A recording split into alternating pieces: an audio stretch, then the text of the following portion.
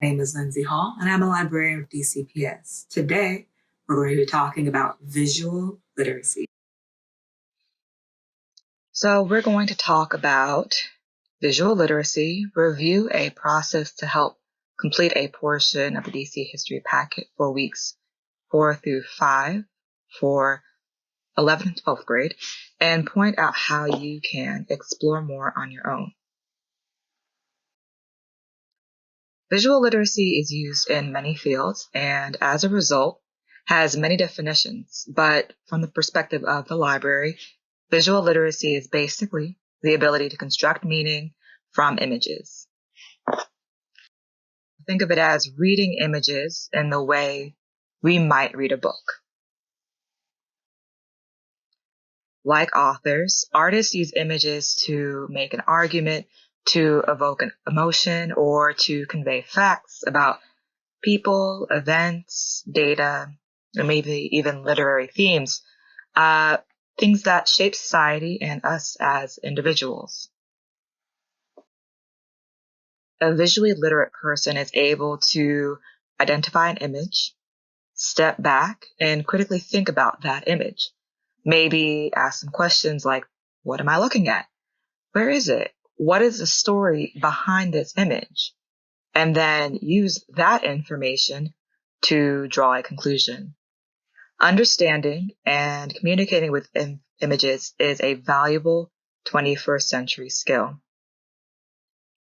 Fortunately, we practice communicating with images every day. We gather information from maps, logos, signs in the neighborhood, scientific illustrations, social science data, even memes we share with friends to convey emotion. Visual literacy is relevant to historical photos, to fine art, manga, to book design and advertisements. Being visually literate is important in the 21st century media environment to be able to find images we need, to interpret them, to use them responsibly, and even to create them ourselves. If you want to take a look at a creative combination of data and storytelling, I suggest you check out Supergraphic by Tim Leong from DC Public Library. It's even available as an ebook. So as I mentioned, we're looking at material from the DC history course, but if you don't have the packet or aren't in the course, there's still plenty for you to take away from this activity.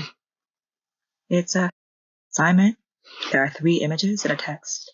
We're just going to focus on 3 images, particularly 1. So the first goal is to identify some bibliographical facts about images, like the origin, the date, then make some observations, and then come to a conclusion. Once that's done for the images and, of course, the text, students are asked to respond with an image of their own that summarizes how DC would look and feel in the period just after the Civil War. Demonstrate their knowledge and understand some of the principles of visual literacy.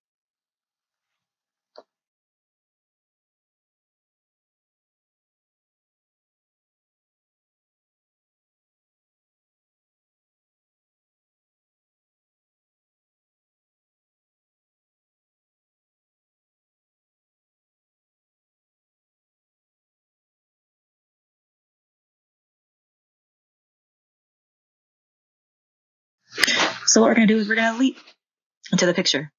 We're going to look at it, ask some questions. What do we see? Who's in the picture? What's going on? What do you think is happening? Then we're going to evaluate, take a step back. What's the message here? What's the information that the true creator is trying to share with his audience, both then and now? Analyze. So how does this fit into the overall information we are developing about this particular historical period? And then the next step for students, really, but you can participate on your own, is to produce. What can we say about the information that we've taken in and demonstrate that knowledge to our own audience? In this case, students are asked to create their own image.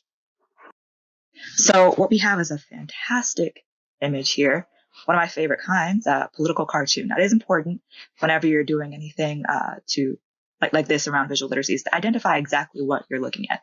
Because some of the strategies we use here, you wouldn't necessarily use for an object of fine art. We may not use that for an advertisement, but it can be modified and retrofitted to whatever you're looking at. So image 1, Georgetown election political cartoon. And then you can also use a caption at the bottom. It's also in the image, the Georgetown election, the Negro at the ballot box, 1867. And that's a piece of information we actually need to know to complete the graphic organizer that goes with this assignment, the year it was created, and that is 1867. So if you're following along, please feel free to jot that down.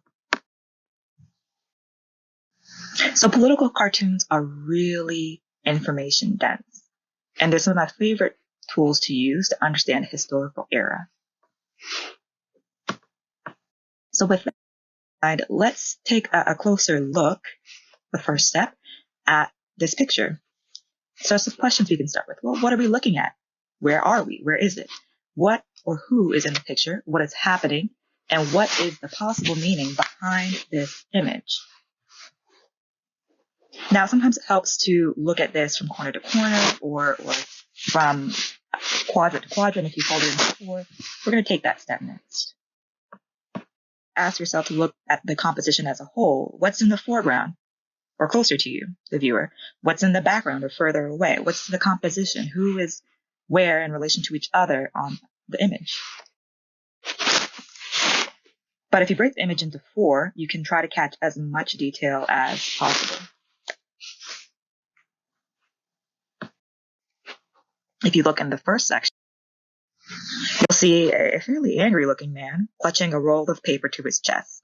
If you look closely at the roll, you'll see it reads, Suffrage Veto, District of Columbia, and hanging off of it, My Policy. In the man's pocket, more papers reading, My Veto. If you look even closer, you might recognize the man, Andrew Jackson, the president that followed Lincoln and oversaw Reconstruction. If you look just to the right of that depiction of who we'll assume to be Johnson, there's another angry-looking man. This man is wearing a hat that reads ex-CSA, or Confederate States of America. You might want to ask yourself, well, why is this man standing this way? And how is he dressed in comparison with Johnson? Now, in the second section of the larger picture, we see what the 2 men are looking at, 2 other men, one of whom is black. The black man is casting a ballot in front of the other 2 watchful figures. Are there any other black people in this picture? Where are most of the figures directing their attention? Are the expressions or dress in the second section different from those in the first? Now, the third section is a little less information dense than the first 2, but you can still see little details, like Johnson's inward turned toes or the ex-CSA man's baggy pants. But you can also see the creator's signature, which is a relevant piece of information for us. If you look there in the bottom left-hand corner, can you see it? T.H. Nast, or that stands for Thomas Nast. Go over to the 4th section, where we can see exactly who the candidates are. You can read it, just there on the right.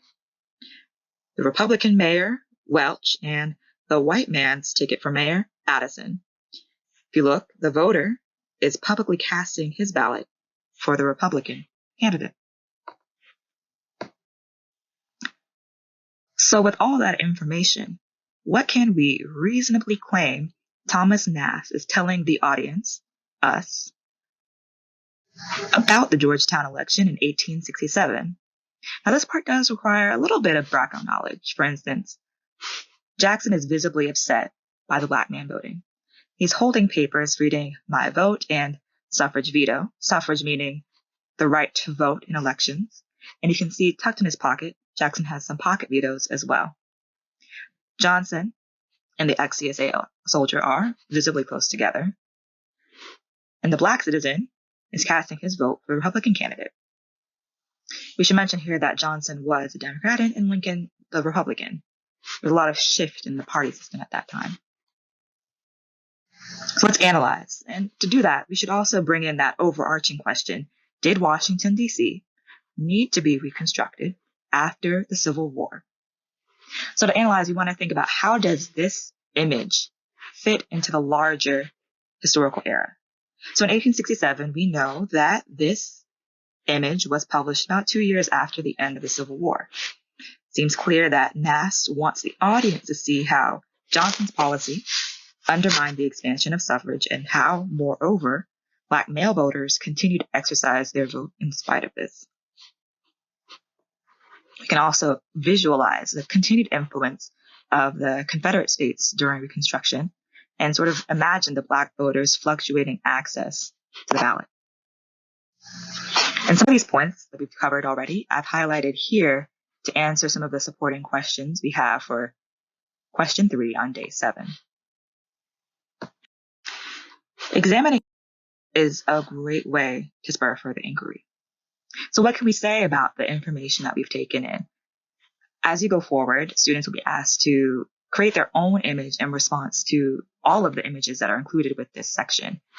One of the things you can do is consider flipping the perspective of the story. How can you alter the people and the characters that you already see in this image? What would it look like to move forward or backward in time to capture the progression of the right to vote? What if you added or removed some elements from the image as it is now? And remember, just as a rule of thumb, when you want to persuade someone, keep in mind appeals to the logic, to emotion, and to reason.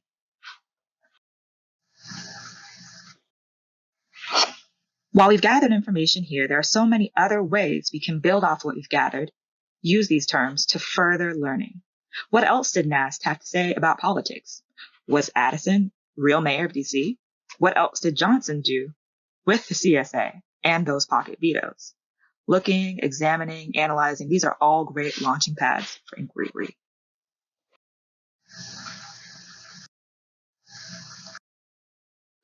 There are so many high-quality resources available to launch more exploration. DigDC is a useful collection of digital resources all about DC history that's made available by DC Public Library. There are photos, maps, audio, all elements we've talked about today that offer a new perspective on DC history. So explore the city right around you. You can also search by image. I'd invite you to try TinEye if you want to conduct an easy reverse image search. All you have to do is copy and paste to find the origin of an image. So if you're a visual learner who enjoys using images to launch your research projects, I highly suggest you check that out. I'd also like to ask you to test your visual literacy knowledge by visiting bit.ly/DCPSvisual. There's so much to learn by thinking and questioning what we see each day. Easy to take that ability for granted. It seems so common, but in a complex world, questioning and considering what's in front of us couldn't be more important. Of course, it would not be Lessons at the Library without a book recommendation. So today I'm going to talk about Het by Akwaeke Emezi. It's a story of a young girl, Jan, and her determination to find the truth about the society that she lives in. Of course, there's value and danger in uncovering information, but understanding the world around you is an empowering thing. So remember to take a closer look at the images we see every day and think critically about the value of the information we're collecting. Information is powerful when used with integrity, and I hope each of you feels like the information you get is of use to you. Don't forget to take care of yourselves and each other.